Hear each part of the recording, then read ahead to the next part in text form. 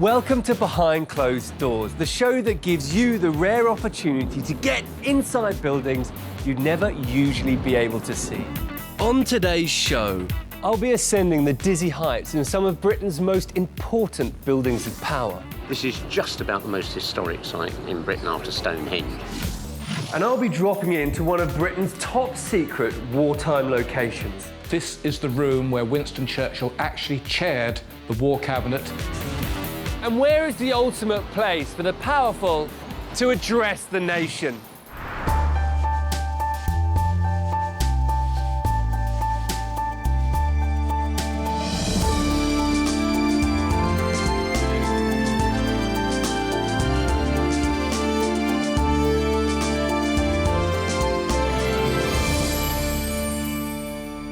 Behind Closed Doors is a celebration of architecture featuring some incredible buildings, many of which usually remain closed to the public.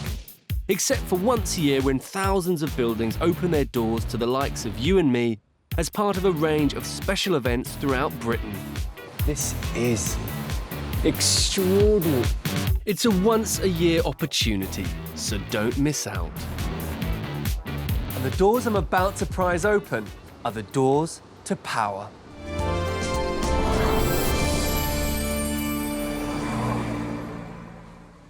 So why, you might be thinking, have I brought you to a suburban street in search of power? Well, I'm not trying to get behind any of these doors, but I've been told that around here is a Second World War bunker that, should Whitehall have been destroyed, would have become the seat of power for the entire country and empire. Now, I know it's somewhere between 115 and 117. So it must be here. Well, it doesn't look very promising. Yet, surprisingly enough, through someone's flower bed, I find exactly what I'm looking for. The door to what could have easily been the most powerful building in Britain. Ah, yes. Whoa. Well, that's certainly a deep hole. I'm told it's 40 foot down into the bunker. So I've got some floor plans and a torch. Let's go and see what we can find. Once a hive of activity, the Dollis Hill bunker has been unused since the end of the Second World War. It's quite an extraordinarily musty smell down here. And look at the corrosion on this metalwork. It's extraordinary. It's still going. It's very, very tight to get down this staircase. But this is the emergency sort of back door. Oh. Fantastic. It may be rusty, decrepit and waterlogged now, but 60 years ago this place could have played a vital role in the Second World War as a bunker for Churchill and his war cabinet. I don't quite see how Winston Churchill would have made it down that staircase, but then, who knows, in an emergency he might well have done.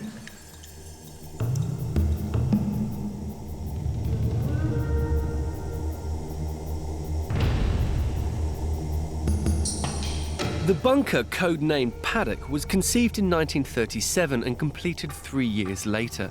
It was here in case the war cabinet was bombed out of Whitehall, and it had to be ready at all times in case of emergency.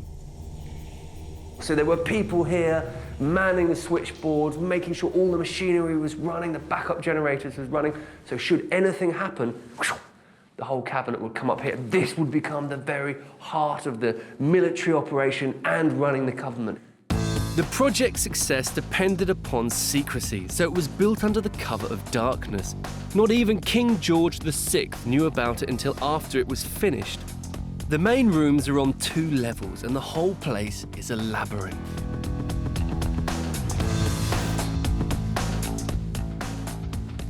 Well, I've made my way down another rickety spiral staircase to come to this. This is the lowest level of the bunker. It's the sub-basement. And I'm here to meet a guy who knows exactly what this place would have been like when Churchill and the war cabinet met here. Nick Catford is an expert on British underground bunkers, and in the absence of any photographs is one of the few people able to paint a picture of the bunker in its heyday. I'm dying to see the cabinet room, but first Nick shows me Project Paddock's very own radio studio. This is it. It's decrepit now, but look on the walls, acoustic tiles, they're still here.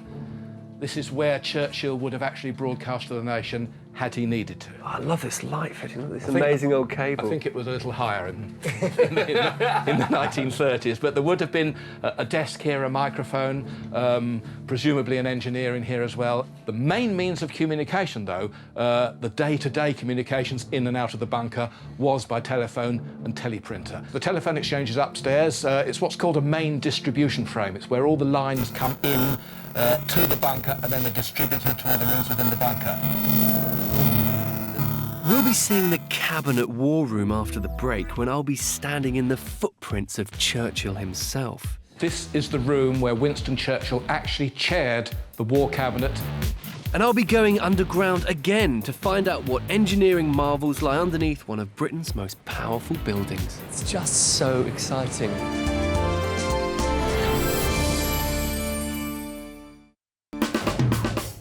Welcome back to Behind Closed Doors, where I'll be giving you a sneaky peek into some very special places not normally open to the public. We'll be giving you an access all areas pass to some very special buildings which rarely open their doors. Today I'm exploring buildings that represent power. Coming up, I'll be climbing 280 feet to the top of one of Britain's most impressive monuments and revealing the underground secrets of one of Britain's most powerful buildings. But right now, I'm 40 feet underground beneath a typical 1990s housing estate in North London. Now, you may know about the cabinet war rooms under today's Treasury building in Whitehall, but I bet you didn't know about this bunker in Dollis Hill, designed to provide emergency refuge for Winston Churchill and his war cabinet in case Whitehall was destroyed. We'll be seeing the top-secret cabinet war room shortly, but first, bunker expert Nick Capford is about to show me how telephone calls were transmitted in and out of the bunker. This communication system would have been vital if Churchill had had to run the war from here. Do you see the slot in the wall there? The telephone cables come in the outer wall of the room next door. They hang on these things here. They go into this unit, and these are switches, relays, switches. These switch the cables, and this is the one that we're after. Take a look at that. CWR, Cabinet War Room. That is the actual unit that switches the telephone lines down to the Cabinet War Room below and out from the Cabinet War Room, out through the slot and out to central London.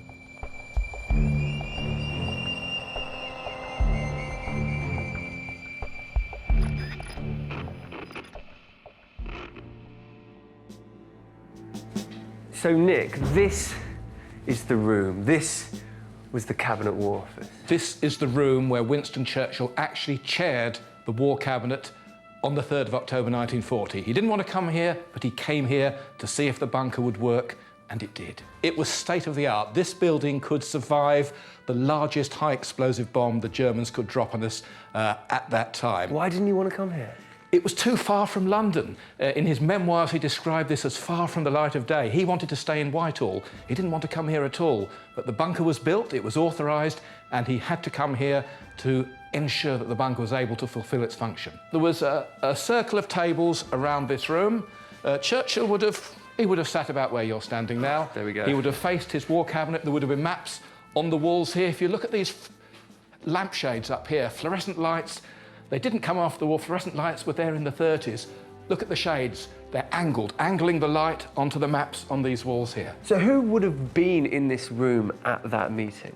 It would have been the war cabinet. That's not the full cabinet, that's the war cabinet with the Joint Chiefs of Staff. This was a powerful group of people. The war would have been run from this room. But Churchill never liked the bunker at Dollis Hill, and by autumn of 1943, he'd made sure that the standby cabinet war rooms were relocated nearer to Whitehall. Paddock was abandoned the following year. To this day, there's hardly any evidence of the bunker above ground, just the two entrances, the one the public used for the rare tours here, and the hidden emergency exit I used. Oof.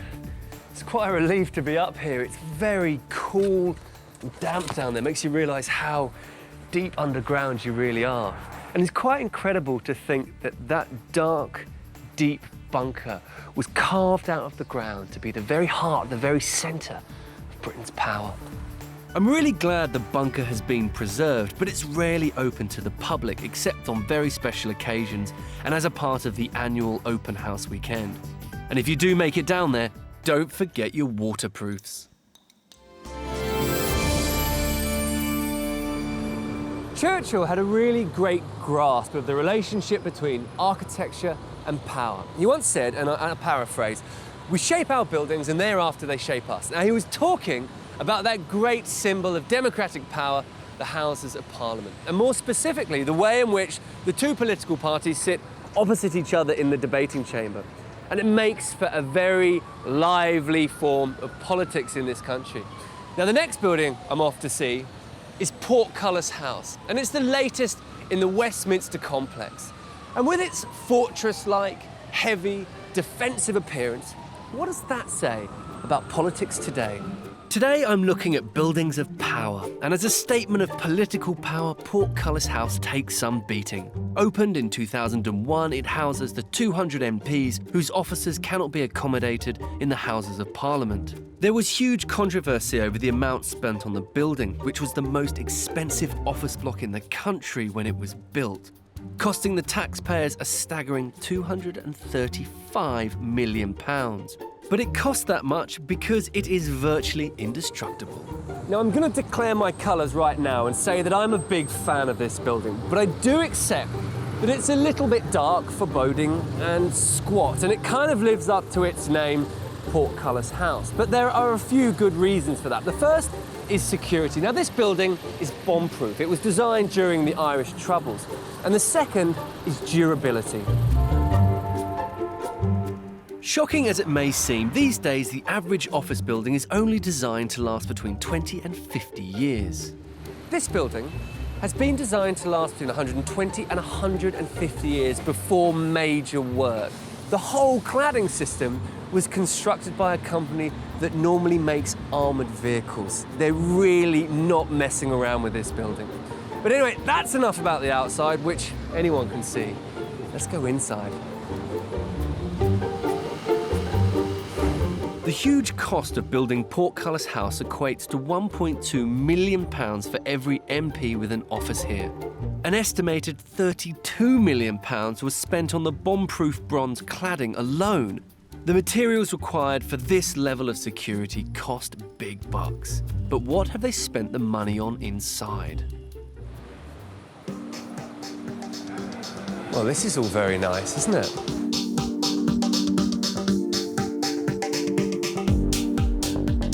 After the dark, brooding exterior of Portcullis House, the light, airy space that greets you inside is a welcome surprise. In fact, with contemporary water features and ornamental fig trees, it's more boutique hotel than government office. This is about as contemporary as space comes.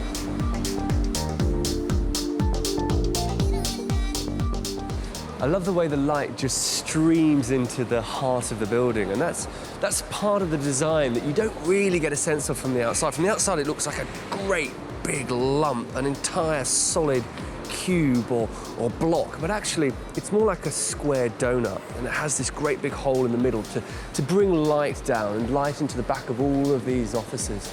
So you can just imagine you've got MPs and researchers coming down, sitting here, having a coffee, chatting about party politics. I mean, imagine the scheming that goes on around these tables. The central atrium is also the perfect place to admire the incredible structure of Portcullis House. Most of the building's weight is supported by just 6 giant pillars, which are linked together by huge supporting arches. Now, in order to stop that arch from wanting to split out, you've got these massive tie rods, these steel rods, which are taking all of the tension that's coming down from the inner face. I love it. It's so expressive. It's kind of like high-tech architecture. It fetishizes structure, but it does it with such beautiful, long-lasting, solid materials. That's one thing you can certainly say for this building. It's really well made. And the strength of the building above ground is more than equalled by what lies beneath it. We'll be going deep underground to reveal the structural secrets of Portcullis House shortly. The man responsible for this incredible structure is the building's award-winning architect, Sir Michael Hopkins. I wanted it to fit in with this piece of London, which is the Norman Shaw buildings and this great long stretch of the Palace of Westminster. It was meant to just not stick out. It was meant to be one of a group of parliamentary buildings. How did you try and incorporate ideas of sustainability into the design? The whole structure is designed to retain cool and reject heat at night. It's not air-conditioned in the conventional sense at all. And we have these things on the top are heat exchangers. You breathe the air once and you throw it away out through the top of that heat exchanger at the top. Chimneys. The chimney. The heat exchangers are just one example of the clever engineering going on behind that fortress-like facade. And I haven't even got to the best bit yet. Because incredibly, this building's entire structure sits on top of the ticket hall and escalators of Westminster Tube Station. In engineering terms, it's a bit like parking a tank on top of an empty cardboard box. And unlike the security-conscious Portcullis House, all you need to get inside Westminster Station is your tube pass. As soon as you come down to the station, you still get a sense of the structure above because you can see these 6 enormous columns and the way they come up to this almost like tree structure above, which is picking up the beams, which is holding the whole of the atrium in Portcullis House above. But this is not the real place to see some mind-blowing structure. It's down the escalators.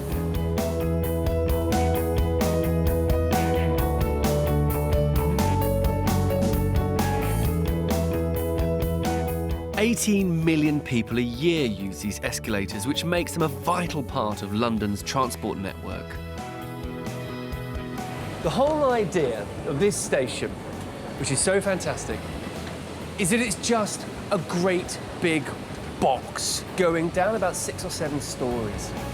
And what they've done is they've created very thick walls of cement which hold back the soil, and then they've dropped the escalators into the space, and they crisscross all the way down.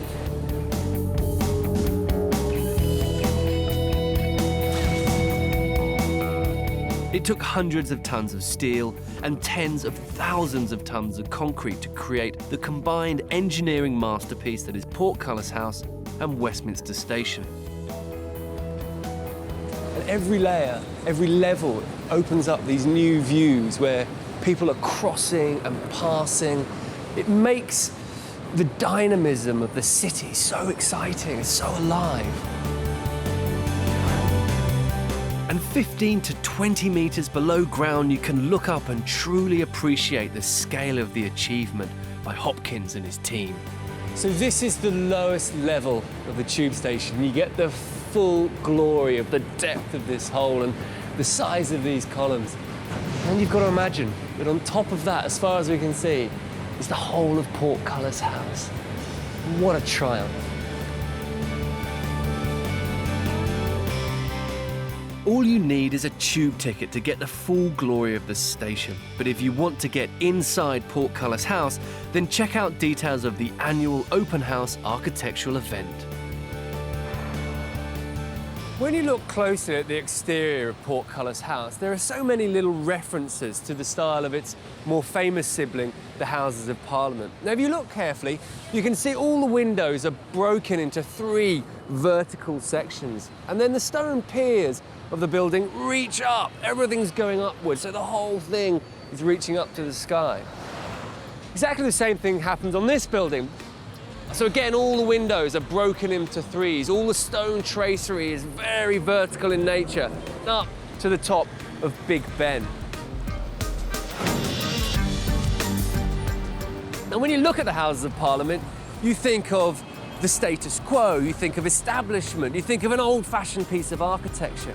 But back in the 1860s, when Charles Barry designed it, creating a building that was Gothic revival was a radical statement of power.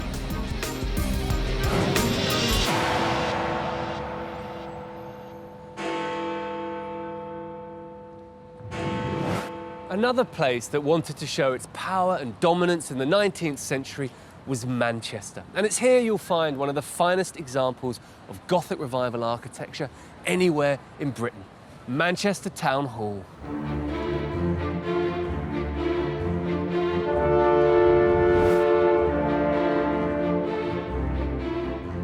Designed by architect Alfred Waterhouse, Manchester Town Hall was completed in 1887, just 17 years after the Houses of Parliament were finished, and you can see the buildings have a lot in common. The building completely dominates Albert Square here, right in the centre of the city. And it's got all the classic characteristics of the Gothic revival. The long, thin pairs of windows, the circular tracery windows above, and up there, flying buttresses on top of that clock tower. It's 280 feet high, very reminiscent of Big Ben. It's almost like the Victorians were saying, we're in control of the world, we can control time. On the other hand, it's also just saying, look at the size of my clock.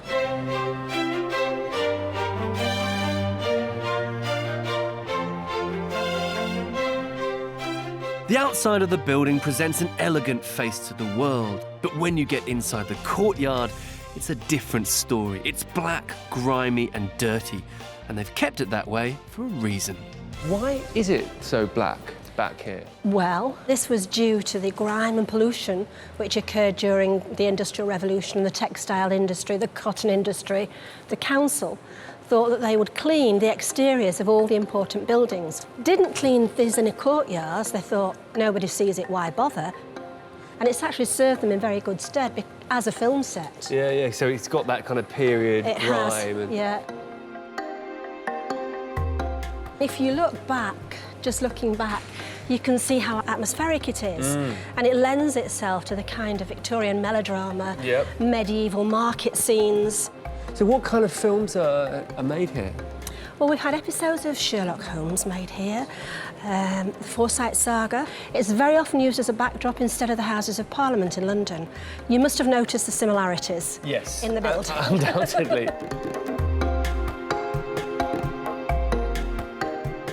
The inner courtyard may be atmospheric, but it hardly hints at the glamour and opulence of Manchester Town Hall's interior, which we'll be seeing after the break. Wow, you can see for yourself, it's utterly extraordinary.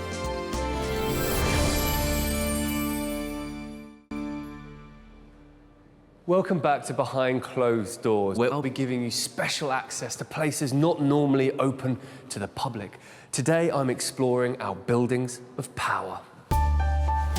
My journey is taking me to buildings around the country that aren't normally open to the public, except during special events to celebrate British history and architecture. But now I'm at Manchester Town Hall, which only allows access to the clock tower by special appointment.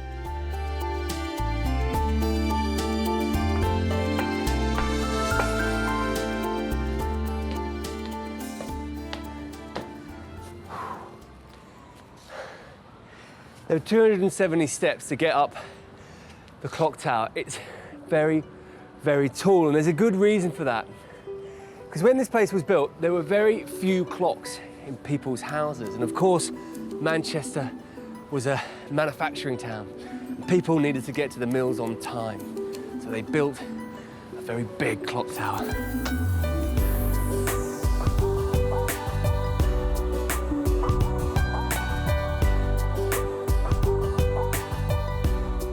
You do need a bit of a head for heights up here because it's quite a precarious feeling looking over the side, but worth it because you can see the genius of the architect Waterhouse's plan. Now, he made it this very unusual triangular shape to exploit to the maximum the available site that he was offered by the town's council. And you can see the genius of his plan. He's located the Great Hall in the middle of the site, and then he's put a kind of a perimeter of buildings around the outside and created these 3 light wells in the middle.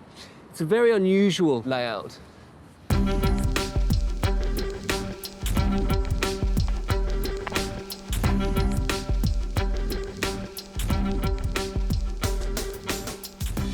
Inside the town hall, you get a very distinctive sense of the way the Victorians used the Gothic style to impress. With its hammer beam ceilings, pointed Gothic windows, and dark vaulted corridors, the whole building is hugely atmospheric. It's like a film set. In fact, it's reminiscent of Hogwarts. You almost expect Harry Potter to appear at any moment. There are 3 of these giant spiral staircases in the building, 1 in each corner. You'll notice there's a very lazy rise to the stair, and part of that was to do with allowing ladies in great big Victorian dresses to kind of totter up them, because you can imagine it wasn't that easy to move around in those enormous clothes. And the other thing that's really clever is the lighting. You'll see there's lights going around the stair as you rise up, but they used to be gas lit.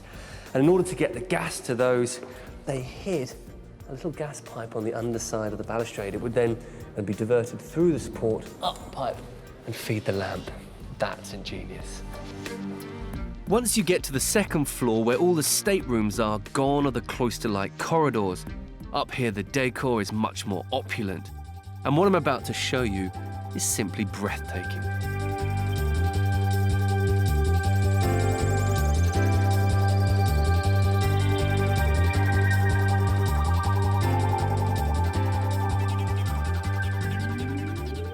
This is the Great Hall. It's the centre of the whole building, and it's, well, you can see for yourself, it's utterly extraordinary.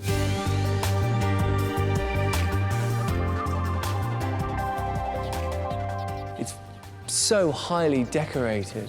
Lovely stained glass windows, actually really nice kind of leaf motif in the windows. The tracery in those big Gothic style windows up there.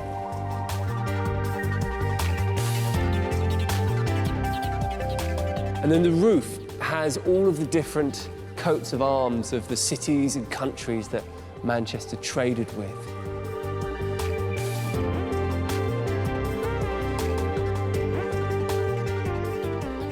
And then around the walls are these panels, which is almost like a kind of cartoon history book of Manchester. The whole story of the city.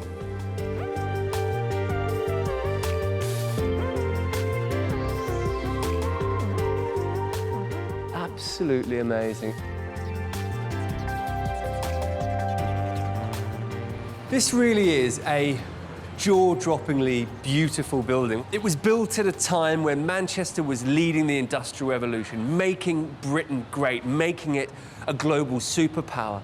And it wanted to tell the world, it wanted to tell London. So it built this. Its style, the Gothic style, its size, its opulence, its use of technology, everything about it shouted, power, power, look at us. It is the most extraordinary building, and you really have to come and see it for yourselves. And you don't have to wait. Guided tours of Manchester Town Hall can be booked all year round, so don't miss out.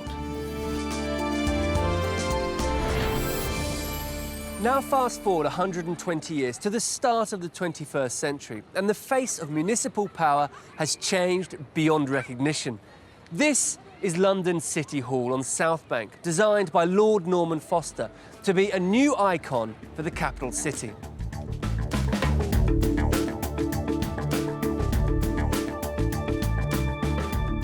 The City Hall was built in 2002 and is the home of the Mayor of London, the London Assembly and the Greater London Authority.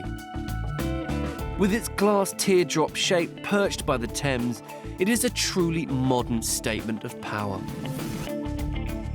Gone is the ornate Victorian decoration. Gone is this idea of the town hall as some kind of cathedral to be in awe of. This building is about defining a new relationship between electorate and elected members. The people who we voted for can see out, but crucially, we can see in.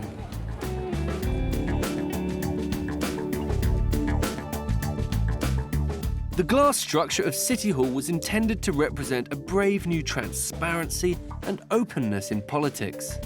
Who better to talk to about how this building works in practice than a man who's worked here longer than most, Ken Livingstone. As the first Mayor of London, he worked here from the City Hall's opening in 2002 until his defeat by Boris Johnson in 2008.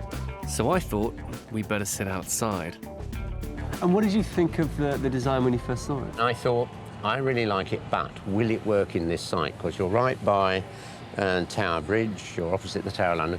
This is just about the most historic site in Britain after Stonehenge. But it has worked. I think it's part of London's architecture. As a working environment, how did it function well?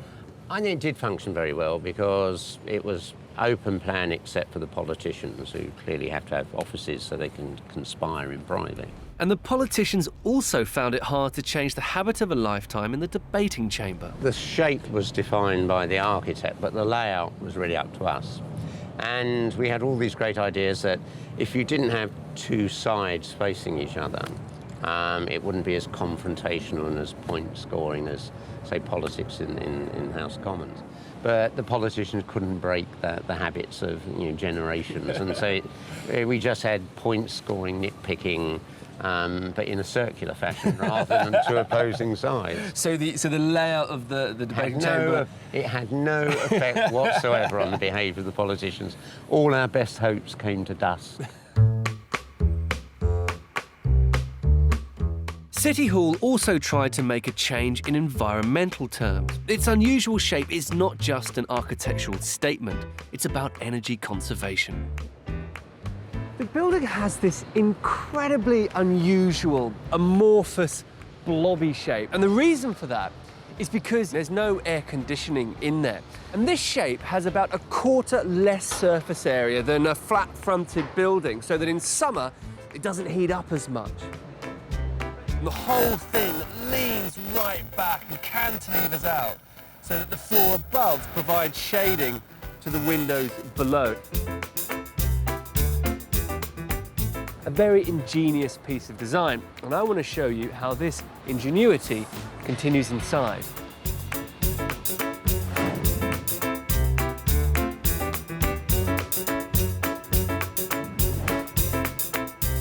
And up here at the very top of the building on the 9th floor is London's living room. And it's called that because it's paid for by local taxpayers.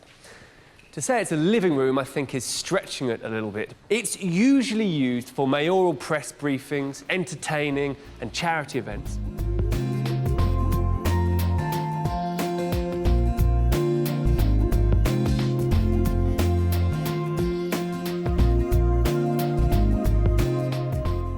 It's not like any living room I've been in, but this balcony is something you'd kill for at your house. I mean, look at this. You can see the whole of the city laid out. Tower Bridge, Tower of London, Gherkin, the whole of the city. It is absolutely fantastic. You really get a sense of London and its incredible architecture from up here.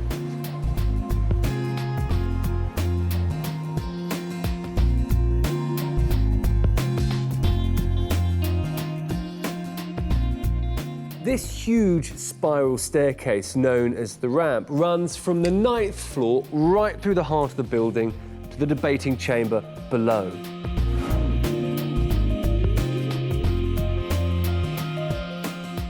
Now, all of the offices, including the mayor's, are arranged off this giant light well and separated from it just by glass, continuing this idea of transparency.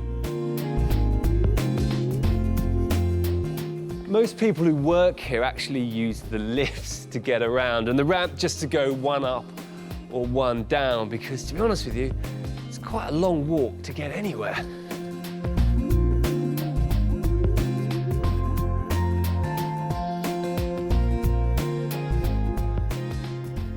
Well, that is a long way down. In fact, it's about 1/3 of a mile, half a kilometre from the top of the ramp to the bottom. And it's got this incredible, eccentric, uncoiling, bread spring-like shape to get as much light as possible into the light well and down here to the debating chamber. And Ove Arps, the engineers who've worked on the acoustics, have worked very hard to use the underside of the ramp to get a good sound quality, and it really has got that. So it helps with light, it helps with sound.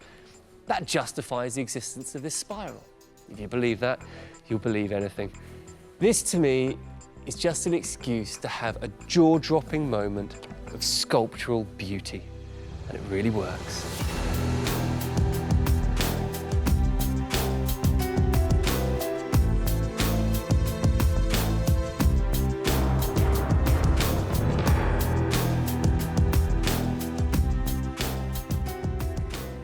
In many ways, I find this building a slightly confusing symbol of power. It has this idea of people power, of being open and transparent, but I don't buy this.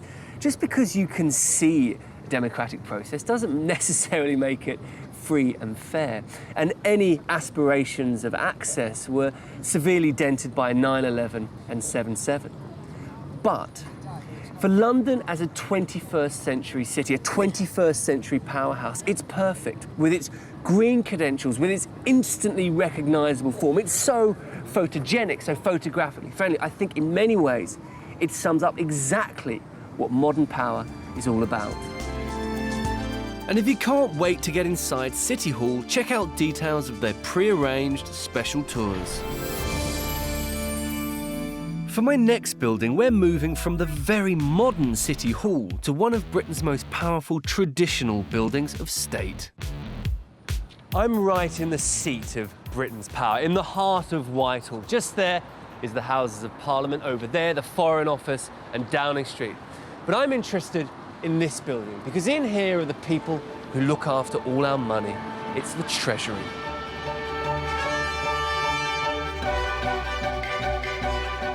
Overlooking the Houses of Parliament and Whitehall, the Treasury offices are geographically smack bang at the very heart of the British state.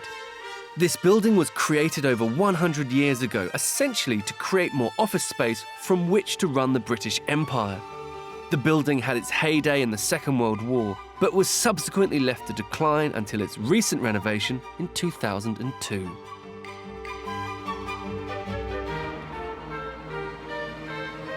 Now, this building may be 100 years old, but those architects, Fosters and Partners, have been at it again.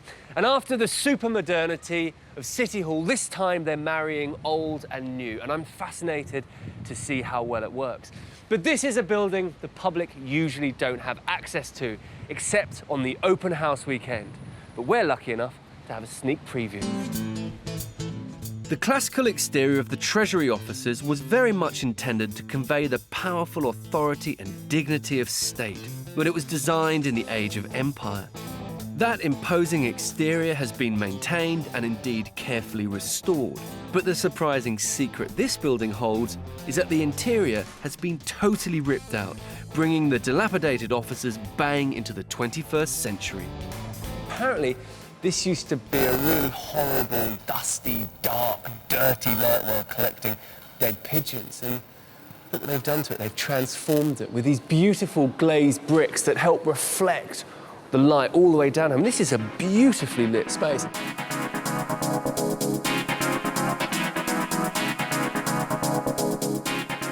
That roof is just made up of super thin foil pillows blown up with air. It's really clever technology. And I like these banks of colour, completely emphasising the height of the space. It used to be full of lots of staircases and walkways. They stripped that all out and put these very simple landings and these lovely glass lift shafts in. We'll be coming back after the break to find out more about the Treasury's renovation secrets, firsthand from a man who was deeply involved in its radical reshaping, and trying to find out more about the network of secret tunnels which allegedly still exist underneath government offices. Is it still secret? It is.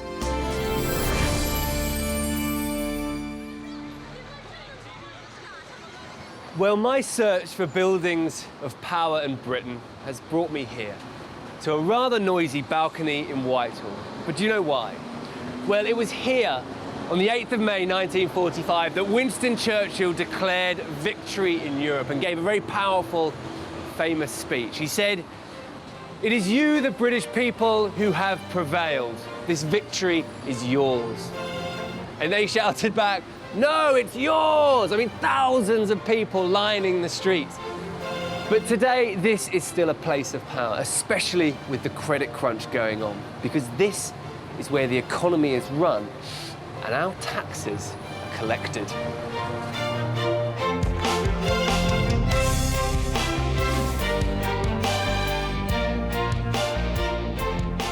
The Treasury's role is absolutely essential. They basically handle the nation's balance sheet, managing the country's debt and deciding on monetary policy.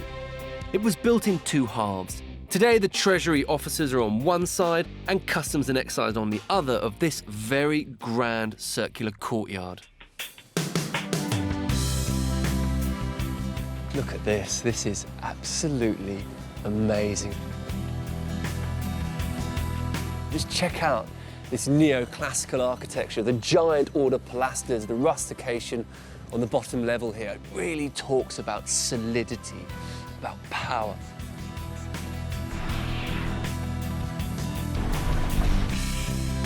In fact, it was Inigo Jones who first designed a great circular courtyard like this for his proposed Palace of Westminster, because he thought it would in some way represent the power of the king.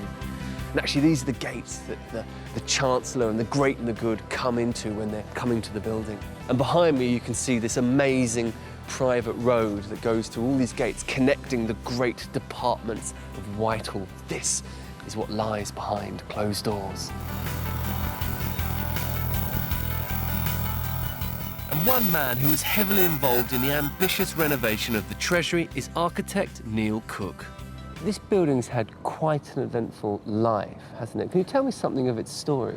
It certainly has. Built at a time when they needed more office accommodation because government was expanding. And eventually it got to the point during the war when the Treasury were bombed out of the building overlooking Horse Guards. And so the Treasury moved into here. And this is at the same time when Churchill and all the war cabinet were sort of living downstairs here in a sort of great big bunker. So there was already a bunker here? There was already a bunker here, yes.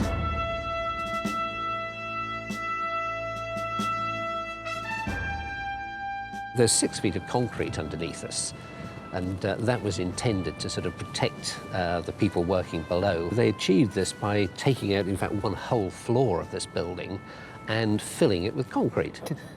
That's a lot of concrete. That is a great deal of concrete. We've already been and looked at Dollis Hill, so this was the sister bunker to that.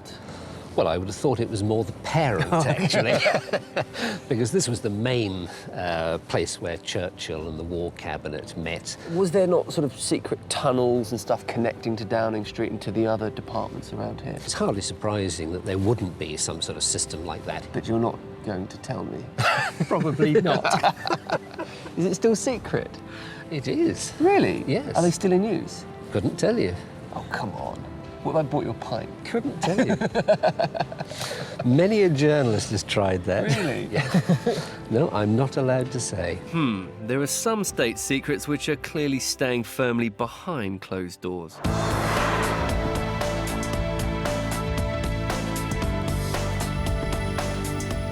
Well, we've come full circle today in our search for buildings of power, from the secret bunker under Dollis Hill to the Cabinet War Rooms bunker under the Treasury. And we've learnt that our buildings do give us clues to their secrets. You've just got to know where to look. You can see the concrete skirt to the bunker any time from outside the Treasury, and you can pay to get into the Cabinet War Rooms.